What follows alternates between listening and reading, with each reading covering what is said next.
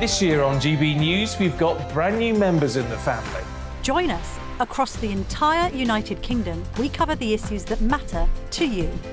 GB News will always stay honest, balanced and fair. We want to hear whatever is on your mind. And we don't talk down to you. The establishment had their chance. Now we're here to represent you. Britain's watching. Come join us on GB News, the People's Channel. Britain's news channel.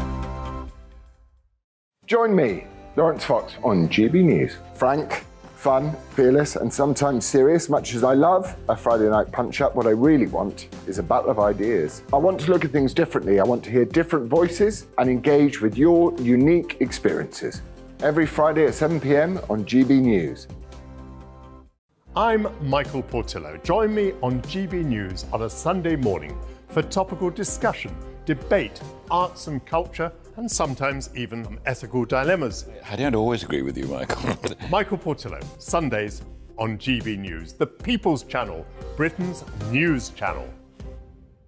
Monday to Thursday nights on GB News. At 6, it's Dubes & Co. 7 o'clock, Farage.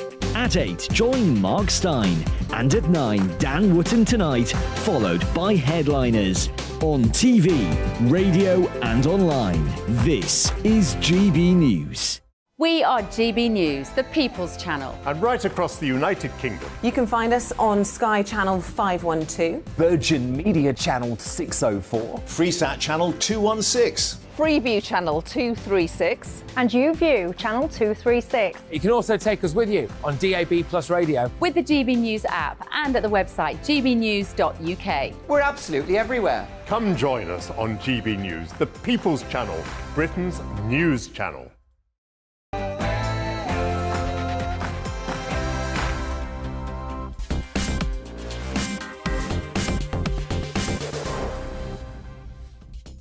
Good evening. It's the first bold thing Rishi Sunak's done. Yes, he's going to veto Nicola Sturgeon's equalities legislation. We'll debate, was he right to do so? Keen to get your views. Another horrendous case from the Metropolitan Police, a serial rapist, but hundreds more police officers under investigation. What is going wrong with our police forces? And joining me on Talking Pints, well, he'll be familiar to you, of course, from A Touch of Frost, but he's appeared over the years, over the last half a century, in many of the greatest TV programmes ever seen. John Lyons joins me for Talking Pints. But before we do all of that, let's get the news with Polly Middlehurst.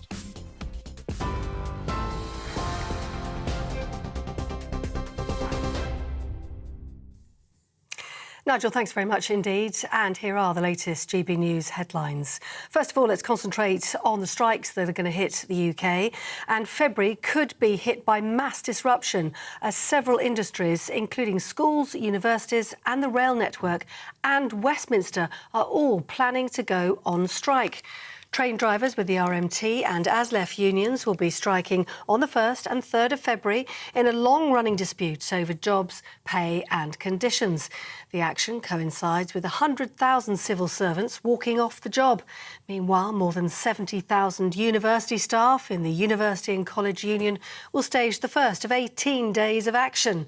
And teachers in the National Education Union will strike for 7 days in February and March in their dispute over pay.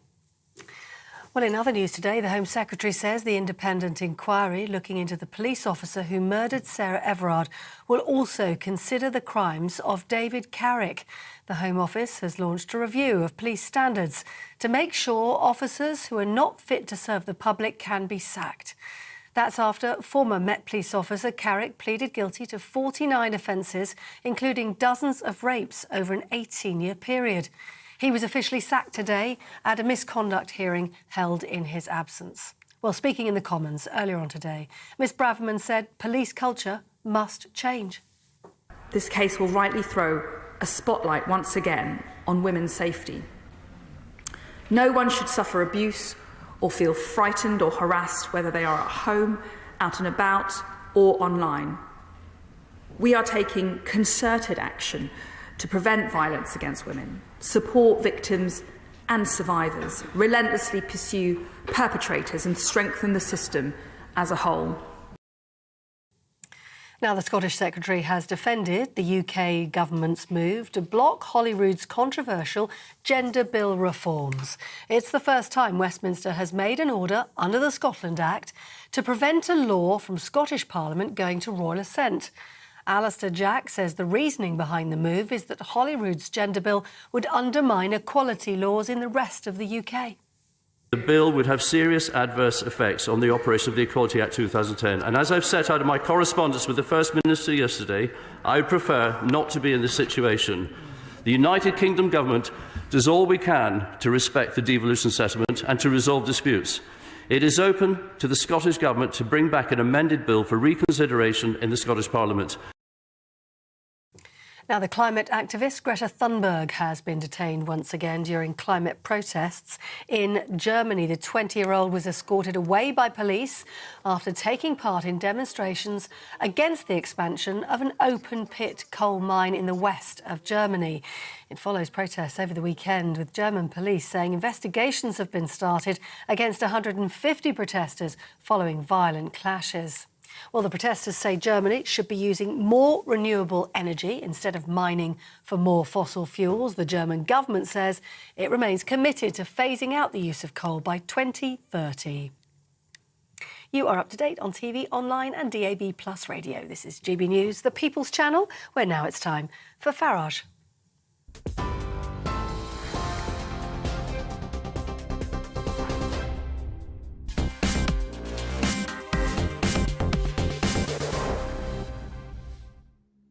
Good evening. Well, one thing about Rishi Sunak, he was put in to give us a bit of stability after the chaos of Boris and that very brief 45-day period of Liz Truss.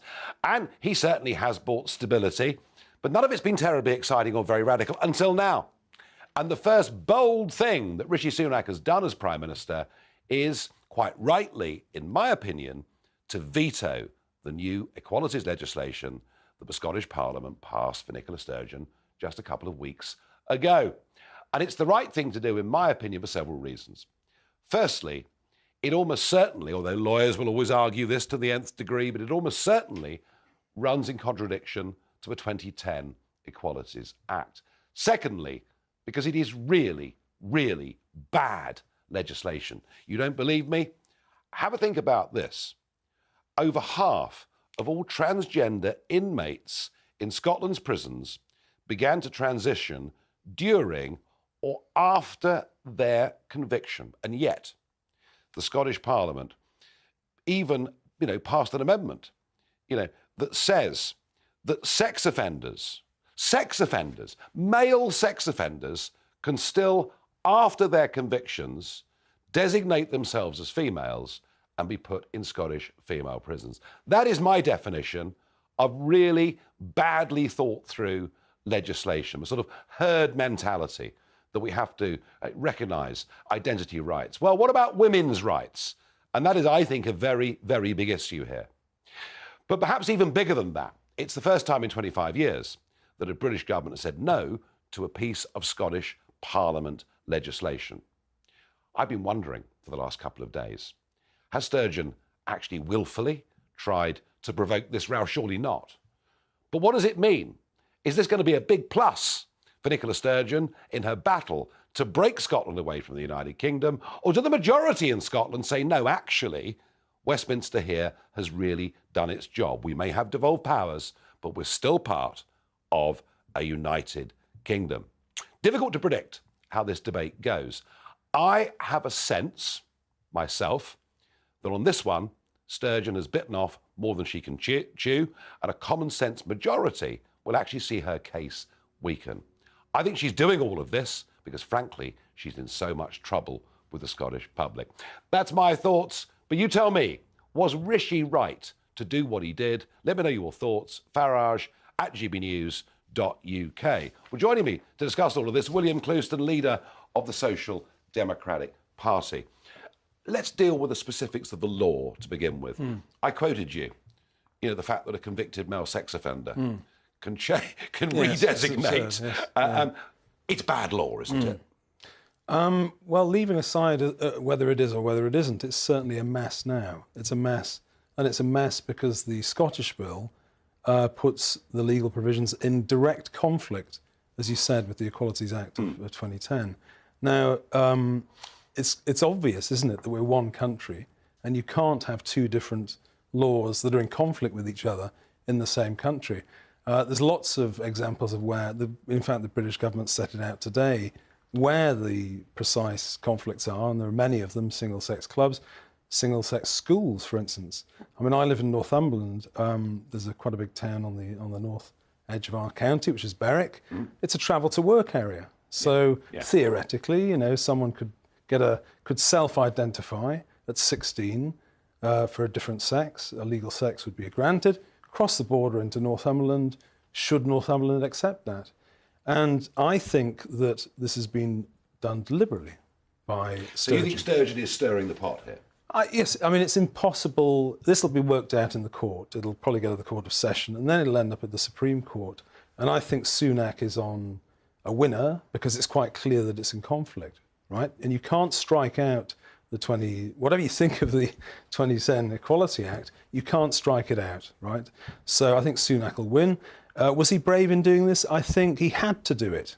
I mean... Well, in a way, wasn't it interesting that it was Keir Starmer who over the weekend said he thought it was wrong for 16-year-olds to be able to change their gender. So I wonder whether, in some ways, the Labour Party helped push him into this. You could probably argue that. I mean, I don't think they're being particularly brave, Nigel. I think what's happening is that they've been put into a situation.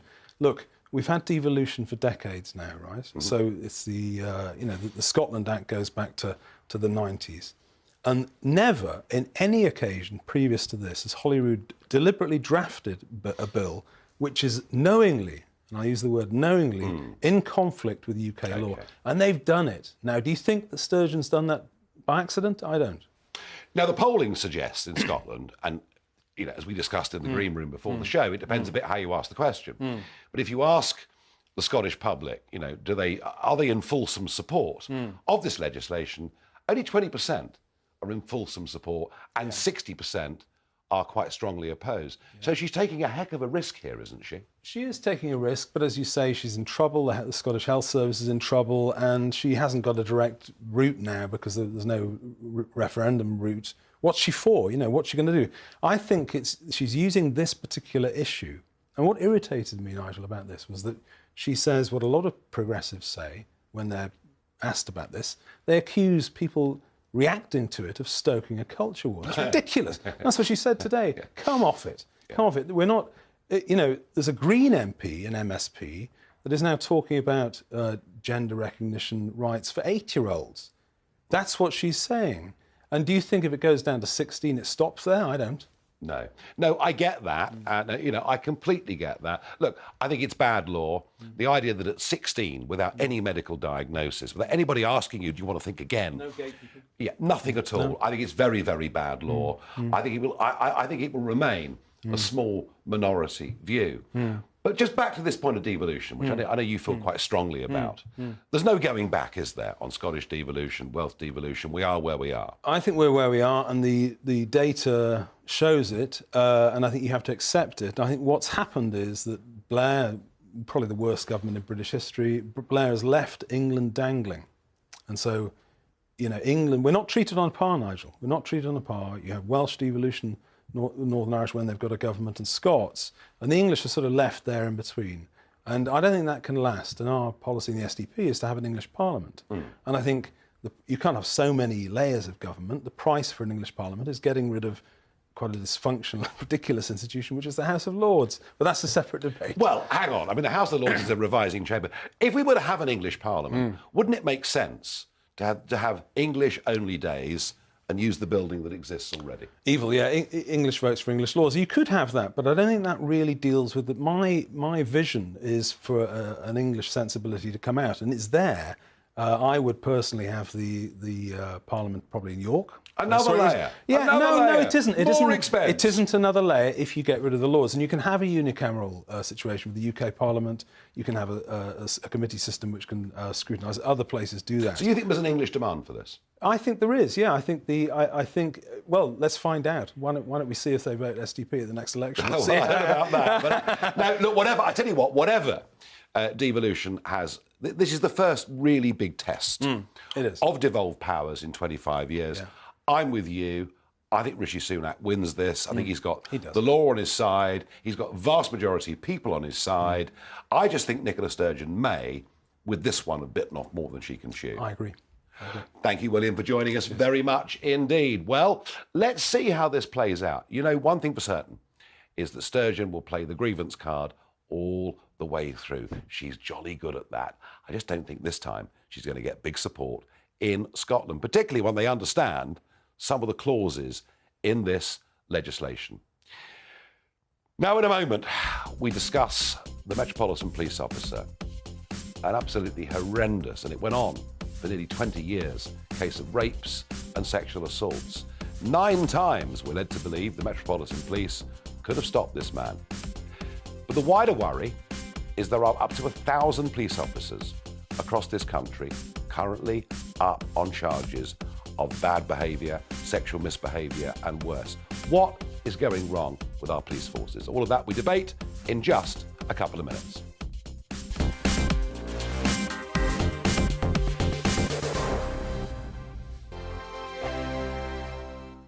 Monday to Thursday, 9 p.m. till 11 p.m. Join me, Dan Wootton. I'll bring you the sharpest takes and hottest debates. Do you not believe in prison? I don't believe in prison. I'm completely stunned. I guarantee you there'll be no spin, no bias, no censorship. I actually was personally quite offended by it.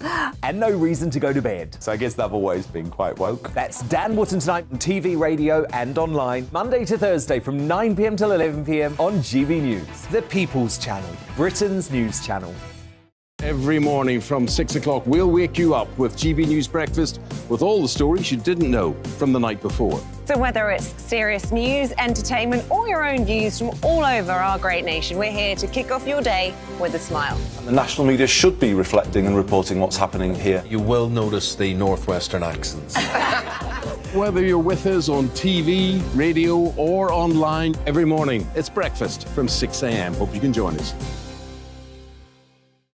Join me every Sunday at 6 p.m. for Gloria Meets. In exclusive interviews, I'll be finding out who our politicians really are and what they really think. It's something that you would never want anyone to suffer. I didn't know what channels there were. I didn't think I'd be believed. I must have weighed about 7 stone and I'm 5'8". My instincts was to sort of cover this up. I mean, clearly that was a mistake. Join me every Sunday at 6 p.m. on GB News, the People's Channel, Britain's news channel.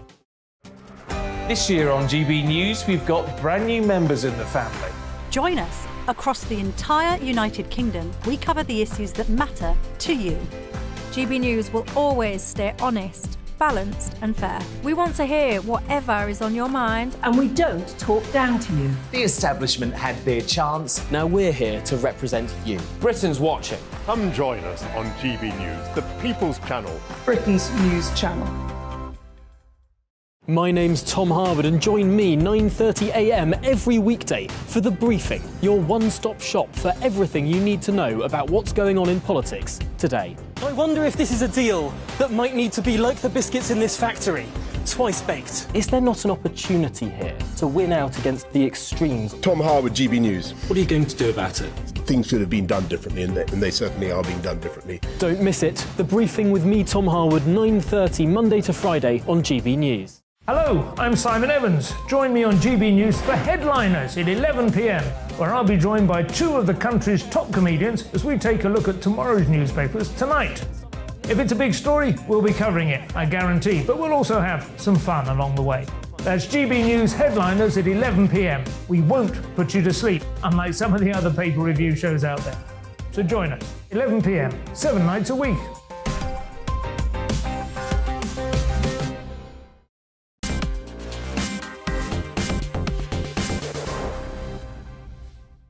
So, was Rishi Sunak right to veto Sturgeon's legislation? Some of your thoughts that have come in. James says, absolutely correct to block this appalling law. Yes, James, I think it is actually very bad law. I read some of it out to you. Sean says, yes, it is a dangerous bill that Scotland doesn't want or need. Well, the polling would certainly back that up. And by the way, those figures I quoted, about 20% of Scots being firmly in favour, that figure is pretty consistent right across the entirety of the United Kingdom. It's about 20% who think this is a good idea, a strong 60 to 65% who think it's a very bad idea. Another says, yes, of course, Rishi should block this dangerous piece of legislation. More controversially, another viewer says, well, is it controversial? You tell me. 100% yes. It is a biological impossibility for a man to become a woman and vice versa. The Conservative Party should oppose the woke ideology that is based on people's feelings and biological lies. Well, on that very strong, much stronger point than some of the previous one. But a lot of people do feel like that. Look, you know, we need to respect minorities, respect how people feel, but we also do genuinely need to think that women's rights have come further in 100 years than they had in the previous several thousand. Do we actually want them to go backwards? And I think, you know, perhaps in areas like women's sport, we're beginning to wake up to that. Now, we were pretty shocked, I think, by the case of Wayne Couzens, the Metropolitan Police officer, the former member of the Nuclear Constabulary, and that horrific abduction and murder that occurred. But yesterday we learned of perhaps an even more extraordinary case of a man who'd committed rape after rape, sexual assault after sexual assault, been going on for 17 years, 9 occasions, we're told, on which the Met had red flags and didn't act. But an even bigger problem than that exists. Well, Shabnam Chowdhury joins me, former detective superintendent at the Met. Shabnam, when we saw the Couzens case, I thought, well, you know what, it's horrific, but you're going to get one bad person in any large group of people in any section, society of life. This case that we learned about yesterday, you know, 9 opportunities for this to be stopped. Now, Sir Mark Rowley's taken over the Met fairly recently. He's made quite a strong start, I think, in some areas. How do you assess this particular case?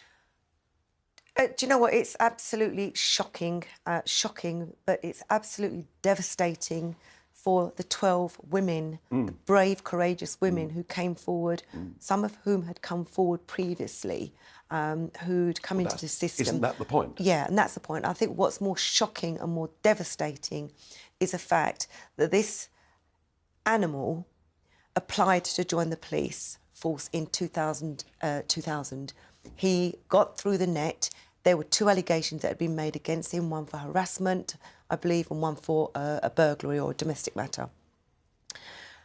He went through a vetting process the following year and he got through. He then spent the next 18 years of his service raping, violating, abusing and coercively controlling women, isolating them, locking them in cupboards, urinating on them, beating them with whips. Yeah.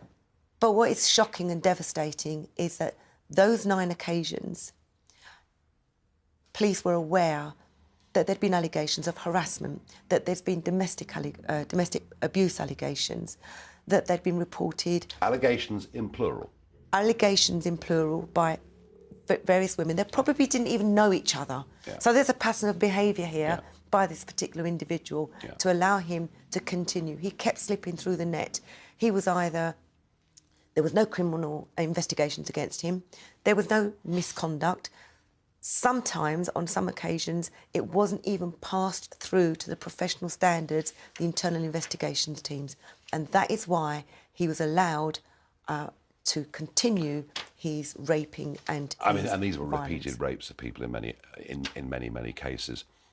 Even more worrying to me than that, and that's pretty worrying, but the bigger question I'm asking is there are up to 1,000 police officers around the country facing a whole series of misconduct allegations. Now, I've no doubt some of them are false claims that have been put in, and being a police officer it gets harder and harder, frankly, with each year that goes by, and they're filmed with everything they do, and things can be taken out of context. But there are, of that 1,000, many hundreds of allegations of serious sexual misconduct. Are the police having a problem recruiting talent? Do the police have the right vetting procedures? I mean, you've been part of this organisation as your career and successful in it. I mean, what's the problem? Well, vetting is a real problem, although Sir Mark Rowley will now tell you, the Commissioner, that he has made some significant changes. For example, he's now saying that if somebody comes to notice for domestic abuse, they will review the individual. They may subsequently then review their vetting processes. So that's a good little start there for starters. But you've got those officers that are coming into the organisation that go through a tick box on an online process, and they will say, no, I've not been affiliated to neo-Nazi groups, or no, I have not been watching extreme pornography. And if they tick those boxes, it's not necessarily that the organisation will then scrutinise that and robustly check that. So I'm hoping now that that will change. And remember, these aren't just about new recruits. Carrick had been here for 22 years. There are officers sitting within this organisation that will have the same traits, personality, behaviours, red flag behaviours, who have been embedded in a toxic culture across policing that will have a real difficulty changing their mindsets. They may be within that process of those investigations, and I hope they're exposed, they're investigated, and they're kicked out of the organisation. No, not all 1,000, but that's a lot of officers. Some of those, and I'm not trying to defend bad behaviour, but some of the people that are up on charges of misconduct are WhatsApp chat groups where sometimes police officers display a slightly dark humour, given yourself how horrible the job can be. It's difficult to differentiate, isn't it, between laddish banter that doesn't look acceptable, looks horrible, and actual misconduct. Well, there's a big difference between dark humour and the WhatsApp groups. If you look at the Charing Cross WhatsApp groups, for example... I wasn't defending it. No, I know. Of course we have a dark humour, because I can tell you that I used to go home sometimes in tears. It would take me a long time to get to sleep because of the fact that some of the stuff that you were dealing with, when you're dealing with, triple murders or shootings or, critical incidents and violence against women and stuff like that, you are going home and you're then trying to debrief yourself. I remember having some banter and some humour, and I'm not proud of some of the things that I was involved in because I should have spoken out. But it's a stressful environment. It's a stressful environment, but that's not an excuse to use. I mean, he had the name, if I can use it, Bastard Dave. Yeah. That, the Met are saying, oh, it wasn't connected to criminality. He had red flag behaviours. He displayed them and you ignored them. The Met have failed on this, and that is absolutely right. I mean, you were part of it. Did you see that kind of behaviour? Were you subjected to that kind of behaviour by colleagues? Look, I was subjected to a lot of banter, as we say. There was... But stuff you could live with? Yes, stuff that I could live with, stuff that I dealt with, stuff that I actually just brushed under the carpet. Some stuff I challenged. I challenged significantly in my service. I was a whistleblower. That made my life very difficult. That makes life very difficult for officers now who want to call out these type of officers who misbehave, who are corrupt, who go over the top, whose dark humour, whose dry sense of humour oversteps the mark, but they don't have the courage to do it because they're not supported by the organisation, because those whistleblowers fear that they're going to be subjected to victimisation themselves. One of the things I try to do on this show isn't just to highlight what the problems are, but to try and think of a way we can solve them. I can see maybe a lot of talented people don't want to join the police anymore. They see it as being a very, very difficult job. I also suspect that some of this misbehaviour is more common in society as a whole than it was perhaps at the time when you joined the Met. Can you think of anything we can do to try and get a higher calibre of person operating in our police forces? Well, I think that people that come into the organisation know they're going to be subject to more scrutiny than the average member of the public. However, they are the average member of the public before they join. They know. These are people that are made up of, society and community. When you come into policing, yes, know that you can have a sense of humour, know that you can behave in a certain way, but also understand that you are a professional person. You are there to serve the public. You are there to protect the public. You're there to protect victims of crime, domestic abuse, all those sorts of things. And therefore, you have got to have a certain level of professionalism about you. So you've got to know when you come into the organisation, some of the behaviours that you had, and we all have biases. You have them, I have them. You probably have them a lot more than I do. But God, I'm not going to let you get away with that. But keep going. Just saying it how it is. But my point is that we all have biases, and at times you've got to understand when is the right time for you to actually say, do you know what, I've got to be impartial in this. Police officers are there to be impartial and to protect the public. I want it to improve, but let me be honest with you. You say so, Mark Rowley's been in post since September last year. He was a former Metropolitan Police officer. He was the Assistant Commissioner or the Deputy Assistant Commissioner of Counter-Terrorism. So he knows some of the challenges. But I have to give him some credit, and we have to give him time to actually change the culture of the organisation. It's going to be tough because he's got to start with the leadership at the top of the tree and from the managers at on the ground levels. Because the fish rots from the head down. It rots from the head down, but the fact is you've also got managers that also protect those perpetrators, and that has got to stop, and that is part of the culture that has to stop. Shevlin Chowdhury, thank you very much indeed for joining me. Not an easy one, that. No, there are no quick, obvious, easy answers or solution. In a moment, we'll discuss a Radio 2 institution, Ken Bruce and Popmaster. It's about to end. I'll ask why.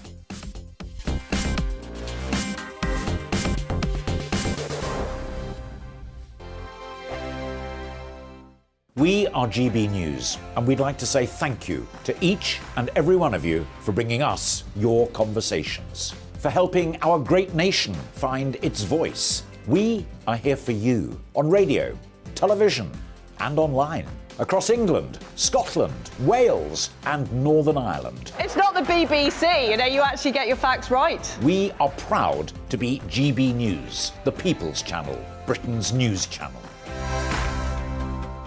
Hi there, it's Stephen and Anne. At breakfast from 6 a.m, you'll always be caught up with everything you need to know, the latest headlines, opinions and debates. We'll bring you the good news and the bad, but most of all, we're here for you. Remember, send in your views and let us know what you would like us to talk about. That's because we're your news channel.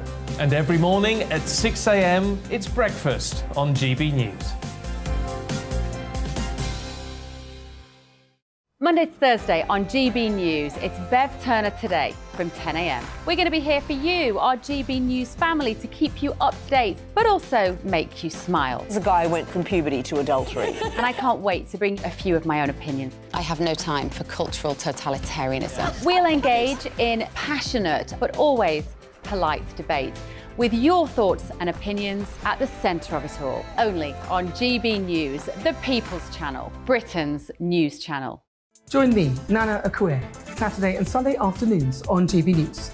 Expect fiery debate and passionate discussion as me and my panel tackle some of the biggest topics hitting the headlines. It's a place for everyone's opinion. No one gets cancelled, but no one gets an easy ride. Oh, she's on it today! Be ready for conversations that are fierce, frank, and of course, fun. Every Saturday and Sunday afternoon from 4 p.m. on GB News, the People's Channel. Join my show Farage, 7 p.m. till 8 p.m. Monday through Thursday, and there you will get opinion, analysis, debate, and I'll cover stories that nobody else dares to touch. You've been cancelled. Join the club. Oh my goodness me. And then for the last 15 minutes, talking pints. We're over a drink. We have a civilised conversation with someone. We very often disagree, but we do it in a grown-up way. Come and join me on Farage.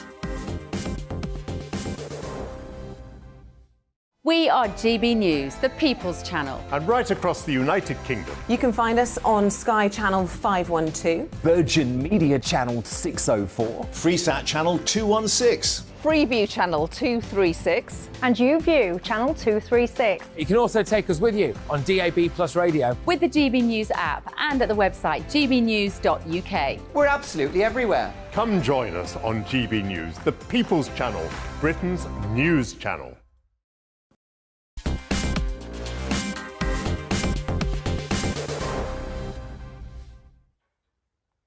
Well, there's no question that BBC Radio 2 is a very, very firmly established and embedded institution in this country. It's the most listened to radio station across the whole of Europe. And of course, in earlier days, it was Terry Wogan and Jimmy Young that very much made it what it was. But in recent times, there's been one particular feature every day, midweek, on Radio 2 that people tune into in their millions. Have a listen. It's familiar.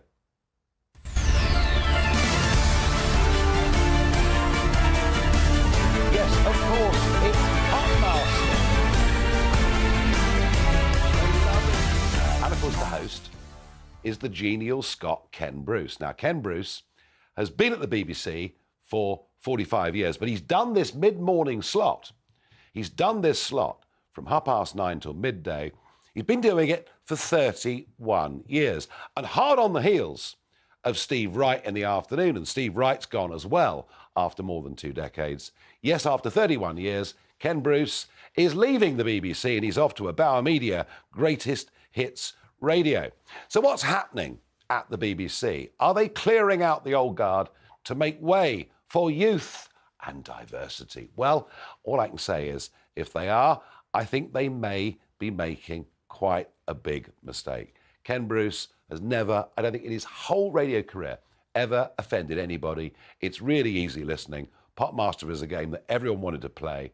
And if they try and replace him with somebody doing Popmaster, in my view, it won't work. On to more serious and I think somewhat depressing issues. The Home Office, yes, that wonderful department in Whitehall, the people in charge of dealing with the migrant crossings and everything else, well, they've been having a whole series of in-house seminars, education training, yes, and this is about diversion and including words that must not be used in the future. And one of them, unbelievably, is they're not to use the word homosexual anymore. No, because that reduces a person to a purely sexual being. And you can't even use the word mate if you're, an office email or an office conversation, because somehow that implies lad culture. The most depressing thing about all of this is that the Home Office, on the rare occasions when people are actually in the office in Whitehall and not working from home, has a repeated series of these workshops. And I think the whole culture that is deeply embedded within our civil service is so rotten, gives such poor return for public money. Frankly, I would close the whole lot down and start again. Yes, I'm even more radical than Jacob Rees-Mogg on this. One that I thought was interesting is we're constantly being told the benefits of renewable energy, the benefits of electric cars, and the benefits of going with this new, fairly untested technology. Well, it turns out that in very, very cold weather, many battery-powered vehicles are up to 50% less efficient in terms of their speed, energy storage, and discharge. Up to 50% less efficient. And this follows hard on the heels of the story that I ran last week, which is now to drive an electric car a long way up Britain's motorways now costs more when you recharge at service stations per mile, costs more, unbelievably, than driving unleaded petrol. There's a lot more work to be done on EVs before by 2035 we stop any future sale of petrol and diesel cars. And finally, the weather has changed. Yes, it is flat calm in the English Channel, but it's been down to about -4 in Dover in the last 24 hours. And the first boat for a couple of weeks docked in the harbour in Dover, Border Force boat with 45 people on board. And those of you watching on television can see these pictures. Now, I'm sorry to say that the pictures are very, very dark. And the reason for this is, whenever migrant boats are coming in at night and they can see someone there's filming, they actually, unbelievably, but they actually, look, can you see how dark this is watching on television? They turn off the pontoon lights so that the press can't get good pictures, as if they want us to think it's not happening. That boat came in with 45 on board. There are 2 more on the way. And over 300,000 people crossed the Mediterranean in 2022. That number is 45% higher than it was in 2021. Guess what their favoured destination is? If Rishi Sunak is going to act to stop the boats and save the Conservative Party, I suggest he does so very, very quickly. Now, joining me in a moment, he's an actor who's been on our screens in many big TV programmes, including A Touch of Frost. He's been around for half a century. We'll find out what makes a great actor. I'm joined by John Lyons on Talking Pints in just a couple of minutes.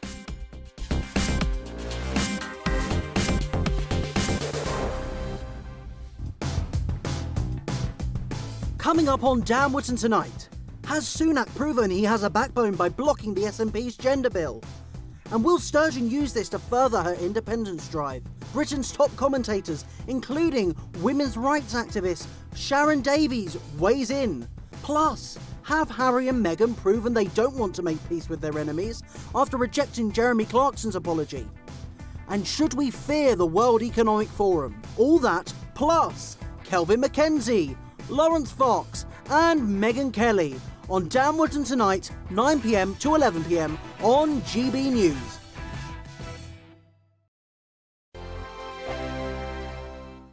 Monday to Thursday nights on GB News. At 6, it's Dubes & Co. 7 o'clock, Farage.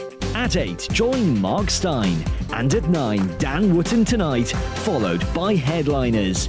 On TV, radio and online. This is GB News.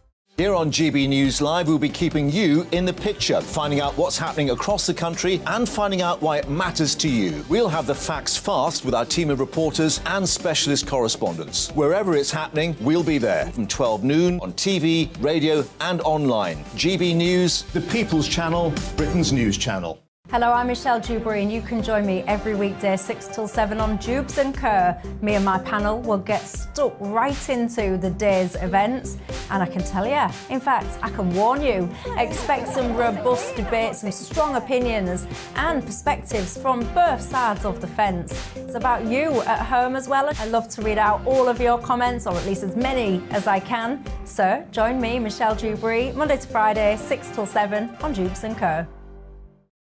We are GB News, the People's Channel. Why not take us home with you by visiting the GB News shop at gbnews.store. You'll find all the official merchandise, a really good present actually for yourself, your friends or your family. We ship across the UK mainland at no extra cost. GB News, the People's Channel.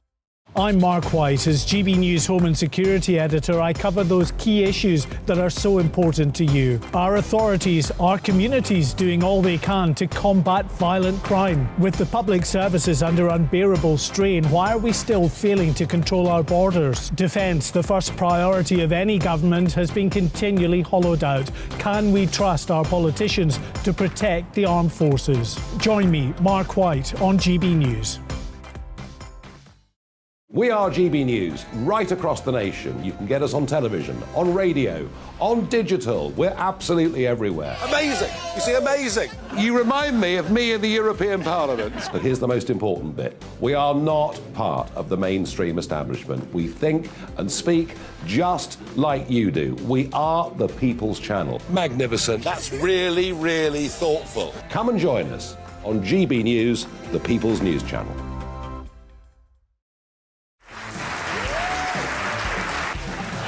My name is Andrew Doyle. Join me every Sunday evening at 7 p.m. for Free Speech Nation. This is a show where we address current affairs and news stories of the week with the help of two wonderful comedian panellists. I brought in comics because I want to give it a lighter edge, and also they work for less. See you there.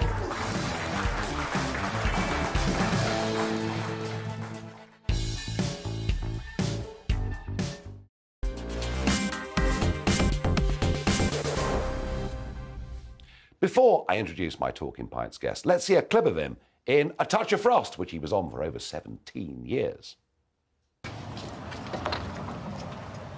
Gov, what?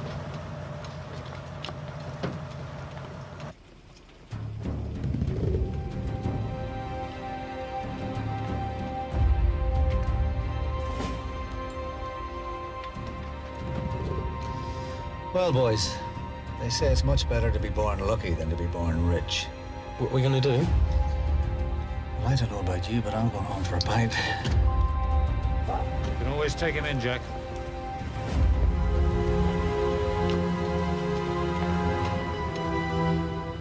Bring him in tomorrow.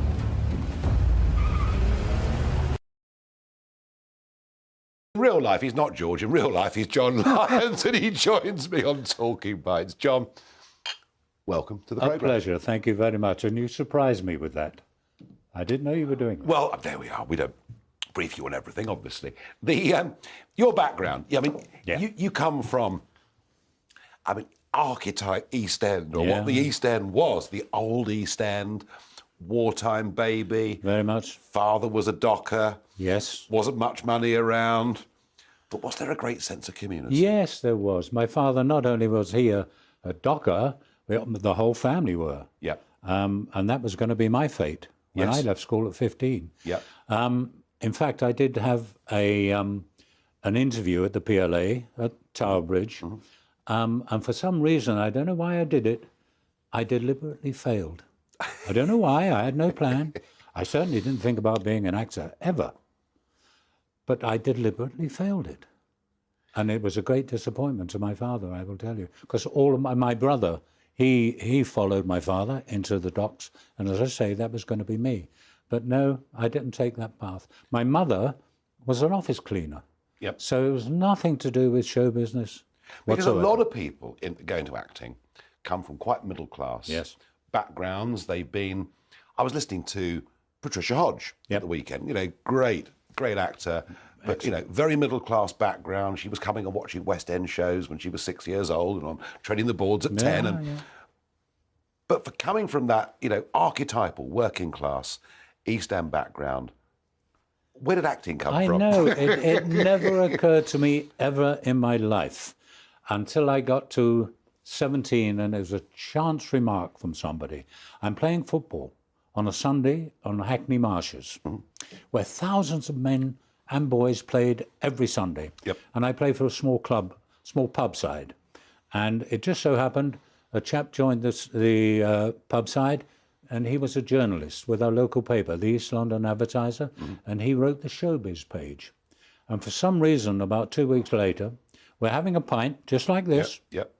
And for some reason, I don't know why he did it, I don't know what he saw, but he suddenly turned to me and said, "Tell me, John, have you ever thought about becoming an actor?" I said, "What?"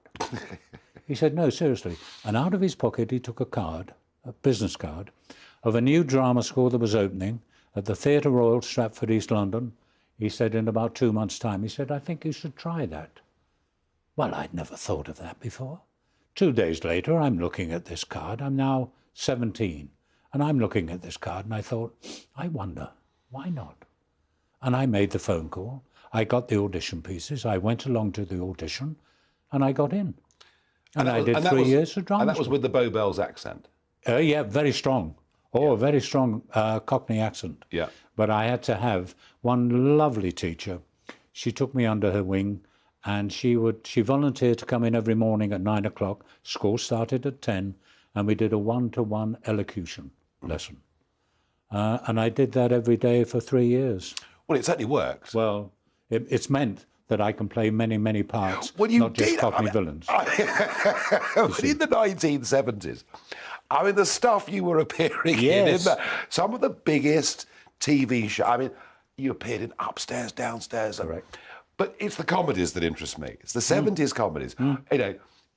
You're in some episodes of On the Buses. Correct. George and Mildred. And this year, it's what I think of as carry-on humour. Yes. It's a very British kind of humour, Very isn't much it? so. Does it still exist today? Or? I don't think so. They don't really make programmes like that anymore. No. At that time, during the late 60s, and certainly all through the 70s, I used to do at least one a month. They were knocking these out, Thames Television, Reader Fusion, London Weekend. They were knocking them out left, right and centre. And I was lucky enough that people saw that I had a sense of humour and, please God, a bit of comedy timing. And I was employed quite a bit on those. But no, I don't think we make them anymore. Were they enormous fun to work on? Oh, yes. They were, but they were a little bit nerve-wracking because you did a lot of it. You would start on a Monday and film with a live audience on a Friday night. So you just had 5 days. Now you're doing a performance in which you're doing a television performance, but you've got an audience. It's a live audience. So you've got 2 different ways of acting. Yeah. And you don't know when the laughs are going to come, if they're going to come at all. So it was a little nerve-wracking. Yeah. But after a while, you get used to it. And yes, you quite enjoy it. We had a look at some clips from did? earlier on the buses, and I still think it's funny, but maybe, I don't know, maybe a younger generation wouldn't. But on from there, yes, you know, you get this incredible break a few years later. Yes. You know, David Jason is Del Boy. Yep. I mean, he plays the role, he is the role. Yes. People shout his name in the street, he is Del Boy. For many years, yes. And I heard that this programme, A Touch of Frost, was going to begin, and there you were, you know, playing his number 2. And I thought it's never going to work. Jason's typecast, it's never going to... I mean, did you worry about that when it kicked off? No, I didn't worry about it. A few people did say to me, hey, do you think they'd get away with Del Boy? And I also do know that David himself was apprehensive, let me say, about it. Yeah. Because he didn't quite know how the audience were going to accept him as this policeman, this downtrodden policeman, trying to solve cases of murder and paedophilia and things like this. And would they go back to Del Boy? Would they think that's Del Boy? But no, they didn't. The first episode went out, I think it was 1992 in December. Yep. And the next day it went straight to the top of the charts. And we never looked back. We only did 3 at the beginning that year. And we carried on, and we carried on for another 17 and a half years. So no, people got away from that idea, and they could see that David was For you as an actor, yes, because it's a precarious very much so. profession, isn't it? You can get great roles, but they're gone, and the income goes to nothing. Yes. That's got to be the dream, isn't it? Working with David Jason, a popular TV series. It is indeed. And you get 17 years out of it. I mean, it is, and you're absolutely right. And I do thank him, not only him, but whoever looked down on me. Yes. And what it does for you as well, if you're lucky enough to get into a successful series, it opens up many, many doors for you. So with that, with the what can I say, the profile that it gave me, it meant that I got a lot of work off the back of it. Yeah. West End, I went into The Mousetrap, the longest running play in the world. I did that on 3 different occasions. Pantomime. Which you're still doing. I'm still doing. I finished 2 weeks ago. And I've been doing panto now. I did 6 with Jim Davidson, who you well know. Yep. So yes, it opened so many, many doors. And if you're not doing that, you're on cruises. I do cruises. Yes, I do. Do actors ever retire? I hope not. But I must say, I'm now coming up to 80. Yep, I'm coming up to 80. And I've been now doing it for 62 years. And I've been so lucky and so fortunate in able to do all that work that I've done. But my wife, Anne, and my daughter, Laura, have been saying to me, Dad, you really should slow down. And maybe they're right. Certainly with pantomime, twice a day, 2 shows a day, hard work. Yeah, but you seem to have an energy and enthusiasm for it. And it's all here, not just George. Because you were obviously quite worried about being typecast as George. Yes. From A Touch of Frost. But you've obviously not been. No, I haven't. No, I've played many parts, hence the name. Not the title, not just George. So it's meant that I've played many other parts since then. Doctors, lawyers, even judges. And that's helped with the voice as well. Advice to a young man or a young woman thinking about a career in acting? Yeah, well, it is difficult. It's probably more difficult now than it was when I started. In '64, there was a lot of work about. Now, on TV, there's not as much work for actors, and also in theatre. And if you go, I do tours of plays, which I do. But all those plays that go out now, they've only got maybe 4 actors, 5 actors in them. Whereas years ago, you would have had 10 actors. Now it's 1 set, 4 actors. So it is difficult. But if you want to try it, do. It's no good saying in 10 years' time, oh, if only. But you've got to be ready for a lot of knockbacks. Got to follow your dreams in life. You have indeed. John Lyons, you seem one of the most contented people I've ever had on this programme. I am. Well, please God I am, and I'm a very lucky actor. Well, let's drink to that. And also in my private life. Thank you. Brilliant. Thank you.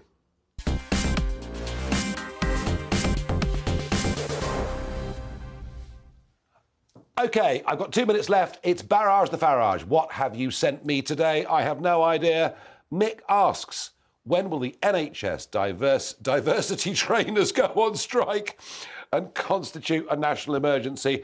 I don't think we'd miss the diversity trainers at the NHS one little bit, any more than we would in the Home Office in Whitehall behind me. But we do have a major problem with the NHS. And the problem is we keep pumping in more money and we're not actually getting at the other end the return. And we've got to think about it very, very hard. And at least there is now a debate on this. Even Keir Starmer saying, you know, we have a sentimental attachment to the NHS, but that cannot cloud us. It needs to be reformed. Richard asks, why are we not putting our homeless people in hotels to help them get back on their feet? We can obviously afford it. Richard, I think this is a sort of a slightly backhanded way of saying, why do people that cross the English Channel go into 4-star hotels when we have even veterans, you know, significant numbers of veterans living on our streets? I do get the point. And of course, any civilised society wants to help those people that have fallen through the net and are living homeless. But it's not quite as simple as it sounds, because not everybody in that situation actually wants to be helped. And very often there are deeper psychological, drink or drug issues. I get the point you're making, but it isn't absolutely a slam dunk. Now, I advertised last night, Farage at Large. We're going out round the country with this show, doing live audiences, and I put 7 dates up on your screen. And I have to tell you, from Aberdeen, Luton is sold out, Exeter's sold out, Bolton's sold out, Newcastle's sold out, Norwich is sold out, Aberdeen is sold out, and that within 24 hours of advertising them. There's a few tickets left next Thursday in Crawley, gbnews.uk. But that's it from me. I will hand you over now to Lawrence Fox.